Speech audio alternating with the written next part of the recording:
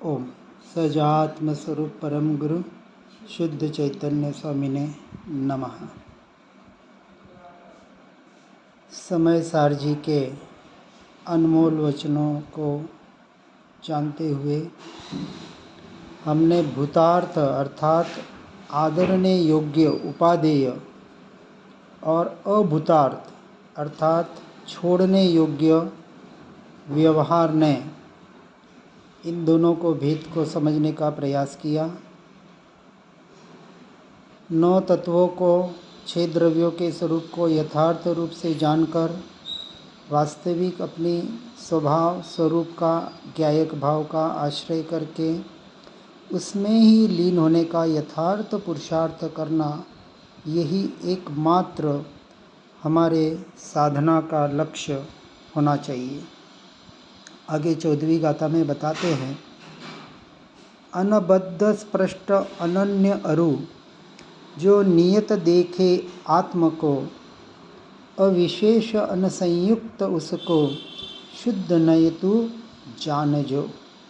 अर्थात इसी को श्रीमद् जी के नित्य क्रम में लिया गया है। इस गाथा को अबद्ध स्पष्ट अनन्य नियत अविशेष असंयुक्त जल कमल मृत्तिका समुद्र सुवर्ण उदक उष्ण, इस तरह से दृष्टांत के आधार पर देने का प्रयास किया गया है। अर्थात जो आत्मा अर्थात मैं अनादि अनंत तत्व कैसा हूँ कि अनबद्ध किसी से बंधा हुआ नहीं हूँ। अर्थात कर्मों का बंध यह व्यवहार नहीं की अपेक्षा से कहा गया है, लेकिन वास्तविक कर्मों का जो पुद्गल से संबंधित है और जीव का अर्थात आत्मा का अंश मात्र भी निश्चय से लेना देना नहीं है, कोई संबंध नहीं है। इस वजह से आत्मा निश्चय नहीं की अपेक्षा से कर्मों से बंधा हुआ नहीं है, व्यवहार नहीं की अपेक्षा से बंधा हुआ है। यथार्थ रूप से समझने का प्रयास करना। और कैसा है? अस्पर्शी, आज दिन तक कर्म मुझे छुए तक नहीं, सत्ता में पड़े हैं। कार्मण शरीर में अनादि काल के अनंतानंत कर्म पड़े हैं, जिनका हर समय में उदय होकर व्यय हो रहा है, परंतु कर्मों का परिणमन पुद्गल का परिणमन पुद्गल से पुद्गल में अर्थात शरीर पर उसका परिणाम हो रहा है। मुझ पर कर्म का कोई असर होवे अर्थात एक द्रव्य दूसरे द्रव्य का कुछ कर सके, ऐसा तीनों काल तीनों लोक में होना असंभव सी बात है। यह पहले श्रद्धान का विषय बने, निश्चय नए श्रद्धान का विषय है और व्यवहार नए बाहर की अपेक्षा से कथन की शैली से कहने के प्रयोजन से कहा मात्र जाता है, सत्यार्थ नहीं है, भूतार्थ नहीं है।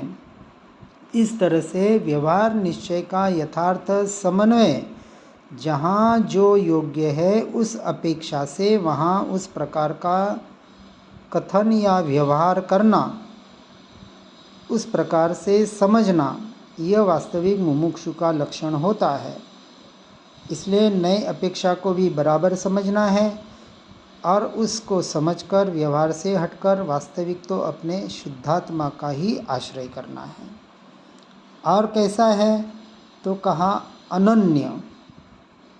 पहले के इसमें दृष्टांत दिया, जैसे कमल जल में रहकर भी उनसे निर्लिप्त रहता है, उसमें लिप्त नहीं होता, आसक्त नहीं होता, चिपकता नहीं है, स्पर्शता नहीं है, उसी तरह आत्मा संसार में रहते हुए भी उससे बंधा हुआ नहीं है, स्पर्शता नहीं है, ऐसी उसकी स्वतंत्रता बताने का इस दृष्टांत के माध्यम से प्रयास करते हैं।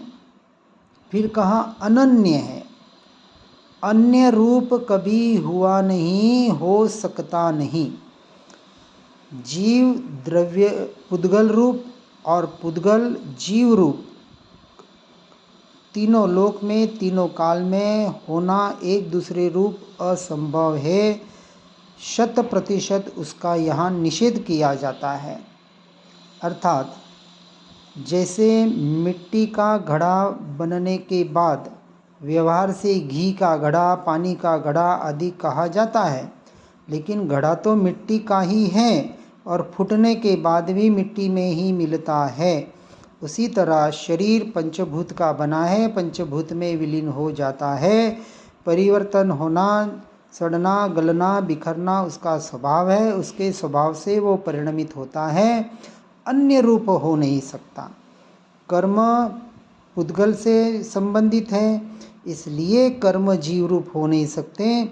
और राग द्वेष जो जीव से होते हैं वो जड़ रूप हो नहीं सकते, परंतु जड़ के निमित्त से होने की अपेक्षा से मोह राग द्वेष आदि परिणामों को पर की श्रेणी में रखा है, क्योंकि उत्पन्न तो आत्मा से होते हैं, जड़ का परिणमन नहीं है।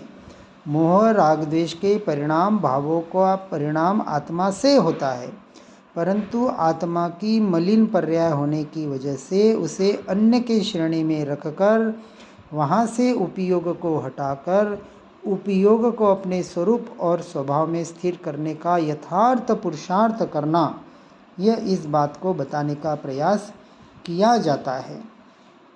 इसलिए मैं पररूप, यानी ये जो हमारी अनादि काल से भ्रांति है ना, मैं खाता हूँ, मैं पीता हूँ, मैं चलता हूँ, ये जो मैं और मेरापना जो जीव में अन्य में यानी पर में कर रखा है, पररूप है नहीं, होता नहीं, पर मान रहा है। इस मान्यता को, इस श्रद्धान को, मिथ्या श्रद्धान को जड़ मूल से निकालने के लिए महापुरुष हमें यहाँ सावचेत करने का प्रयास करते हैं।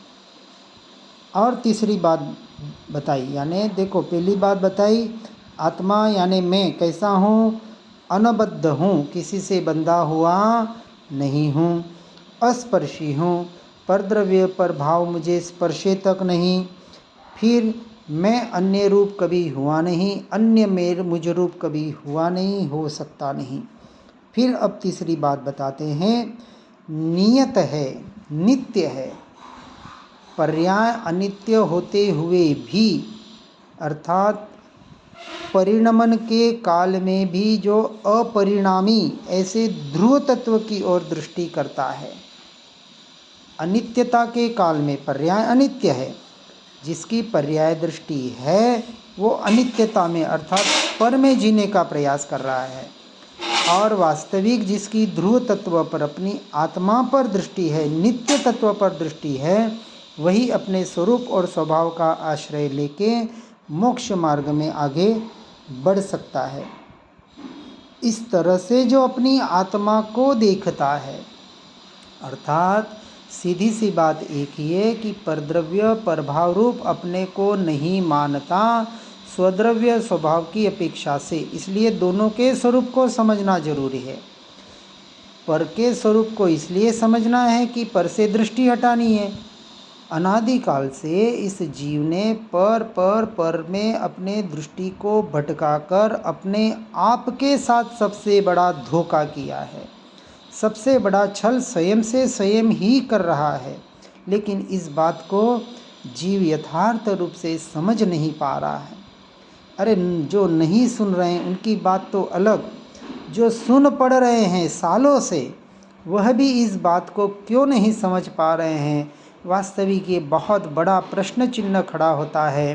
परंतु ज्ञानियों को इस बारे में भी कोई शंका नहीं है कि जिसका परिणमन जिस समय जिस वक्त होना है तत्समय की योग्यता से ही उस जीव का परिणमन होना है। इसलिए मात्र एक करुणा भाव आकर वहाँ से दृष्टि हटाकर यदि किसी को समझाने का प्रयास सहजता से हो जाए तो कर लेते हैं। कोई वहाँ उनका आग्रह नहीं होता है आगे वाला समझे या न समझे, परंतु उन्हें तो वहाँ से भी दृष्टि हटाकर अपने स्वरूप स्थिरता का ही पुरुषार्थ करना है। इसलिए कहा समझाने से समझ नहीं पाता, जब समझे तब खुद ही समझ जाता। किसको समझाना है, किसको बताना है, पहले तू समझे खुद ही, क्योंकि आत्मा अनंत गुणों का धनी, फिर भी देखो पर्यायों में रुली। अनंत गुणों का धनी आत्मा, सर्वगुण संपन्न आत्मा, ऐसा मैं इस पर्यायों में अनादिकाल से रुल रुल कर अपने आप को ठग कर अपने आप को धोखा दे रहा है, फिर भी इस भूल को निकलने का यथार्थ पुरुषार्थ नहीं कर पा रहा है। धीरे धीरे करेंगे, होगा तब होगा। ऐसे जीव मोक्ष मार्ग के वास्तविक अधिकारी नहीं है। इस बात को गहराई से समझने का प्रयास करना। 3 गुणों को हमने देखा। अब आगे बताते हैं। अब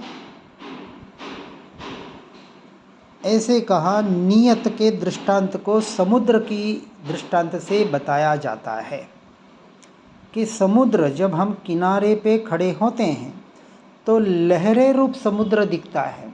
वास्तविक समुद्र को उपमा दी जाती है क्या? सागर वर गंभीरा। सागर कैसा है? गंभीर है, शांत है, लेकिन उसकी गंभीरता और इसकी शांतता का अनुभव करना हो तो क्या करना पड़ेगा? विचार करना। किनारे से बहुत दूर जाकर, यानी आगे आगे आगे जाकर उसकी गहराई में जितने जाओगे उतने उस समुद्र की शांतता और उसकी गंभीरता का एहसास होगा। अन्यथा ये जो लहरें हवा के संपर्क की वजह से उठ रही है, जब समुद्र की सतह यानी उसका ऊपर का भाग हवा के संपर्क में आता है तब लहरें रूप होता है।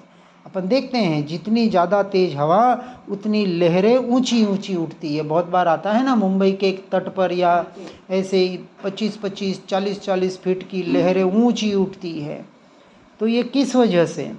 उन हवा के संपर्क की वजह से। उसी तरह यह आत्मा अनादिकाल से इन पर के संयोग संबंधों को अपनाकर अपने आप को मोह राग द्वेष रूप परिणमित कर रहा है। जितना अटैचमेंट तीव्र उतनी कषाय तीव्र। सीधी सी बात है। यदि बाहर से दृष्टि हटाकर अर्थात समुद्र के किनारे से हटकर जितने दूर, वहाँ तो अंदर और उसके गहरे अंदर डुबकी लगाएगा और जितना नीचे जाएगा, इसी तरह आत्मा अपने उपयोग को परद्रव्य पर भावों से हटाकर अपने स्वरूप और स्वभाव की तरफ अपने भीतर डुबकी लगाकर जितने सूक्ष्म सूक्ष्मता की ओर जाएगा, जिसने गहरे में, अर्थात यहाँ बात समझना, मन की भाव मन के सूक्ष्मता की बात कर रहे हैं। फिर अंत में वहाँ से भी हटना है, यानी भेद ज्ञान भेद विज्ञान के द्वारा ज्ञान से ज्ञायक की यात्रा करके यही मैं, उस मैं में इसे स्थिरता का प्रयास और पुरुषार्थ करना है कि जहाँ उस गंभीरता का, उस शांतता का, उस अद्भुत आनंद का, उस अनाकुल दशा का, जहाँ अंश मात्र भी कोई आकुलता नहीं, कोई चिंता नहीं, कोई इच्छा नहीं, कोई आशा नहीं, कोई अपेक्षा नहीं, ऐसा निरपेक्ष तत्व की ओर जब ये दृष्टि जाएगी और उसमें स्थिर हो जाएगी, तब समझना उस नित्य का अनुभव और अनित्य से हटना सहज ही हो जाएगा। पूरा मोक्ष मार्ग इसमें समाया हुआ है। ऐसे 3 गुणों को जाना। आगे कहते हैं चौथा गुण अविशेष, यानी आत्मा विशेष रूप कभी परिणमित हुआ नहीं, विशेष रूप हुआ ऐसा मात्र लगता है, भ्रांति होती है। उसको उदाहरण दिया सुवर्ण के आभूषण, अर्थात सोना। सोना जब आभूषण रूप होता है तब हार, अंगूठी, चेन, चूड़ी आदि रूप लगता है। जब किसी द्रव्य के साथ यानी तांबे सोने चांदी के साथ हम जिसको टच कहते हैं उसमें मिक्स हो जाता है तो मलिन रूप लगता है। वास्तविक उस आभूषण के काल में, उस अशुद्धि के काल में जो सोना है वो वास्तविक शुद्ध सोना ही रहता है। वो आभूषण रूप, पर रूप या चांदी तांबे रूप हो नहीं जाता। और इसका उदाहरण हम देख रहे हैं कि उस सोने को, आभूषण को गलाकर उस शुद्ध सोने को अपन प्राप्त कर सकते हैं। सोना शुद्ध था इसलिए प्राप्त हुआ। इसी तरह इस मलिन परिणमन के काल में, मोह राग द्वेष के परिणामों के काल में भी, कब? जब मोह राग द्वेष के परिणाम हो रहे हो कर्मों के उदय के कारण से, उसी वक्त उस राग द्वेष के, देखो राग द्वेष के काल में जिसने अपने शुद्ध आत्मा को देख लिया उसका मोह तो ऑटोमेटिक गल गया। मोह गलाने का एक ही उपाय है कि परद्रव्य पर भावों से दृष्टि हटाकर अपने शुद्ध स्वरूप को, मलिनता के काल में ही जिसने शुद्ध स्वभाव को देख लिया अब उसकी पर्याय ऑटोमेटिक शुद्ध हो गई। अब मलिन रही कहाँ? मलिन होती है ऐसा व्यवहार का कथन है। वास्तविक तो आज दिन तक मेरी पर्याय पर रूप कभी हुई नहीं।